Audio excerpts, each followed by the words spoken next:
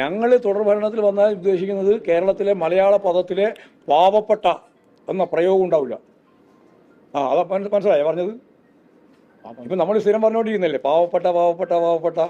ഞങ്ങൾ ഉദ്ദേശിക്കുന്നത് ഈ കേരളത്തിലെ ഈ മലയാള പദം പാവപ്പെട്ട എന്നുള്ളത് അവസാനിക്കും എന്ന് പറഞ്ഞാൽ വികസിത അർദ്ധവികസിത രാജ്യങ്ങളിലെ ഏറ്റവും പ്രധാനപ്പെട്ട വികസനം നേടിയിട്ടുള്ള രാജ്യങ്ങളിലെ പോലും അവിടെയുള്ള ജനങ്ങളുടെ ജീവിതത്തെക്കാൾ ആ ജീവിതത്തിലെ കേട്ടോ, കാരണം ഞാൻ തന്നെ പ്രസംഗിക്കുന്നുണ്ട്, മുതലാളിത്തത്തിൻ്റെ ഏറ്റവും പ്രധാനപ്പെട്ട പ്രതിസന്ധി സമ്പന്നർ കൂടുതൽ സമ്പന്നരാകുകയും ദരിദ്രർ കൂടുതൽ ദരിദ്രരാകുകയും ചെയ്യുക എന്നുള്ളതാണ്. അപ്പോൾ മുതലാളിത്ത സമൂഹത്തിൽ അതാണ്.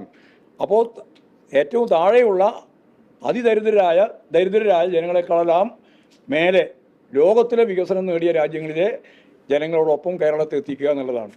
അതിൻ്റെ മലയാളം ഞാൻ ആദ്യം പറഞ്ഞത്. പാവങ്ങൾ എന്ന പ്രയോഗം ഇനി മലയാള ഭാഷയിൽ ജനങ്ങളെ പ്രതിനിധീകരിച്ചുകൊണ്ട് പറയാനുണ്ടാവില്ല. അത്തരത്തിലുള്ളൊരു നാടാക്കും എന്നുള്ളതാണ് ഞങ്ങളെ ഉന്നം.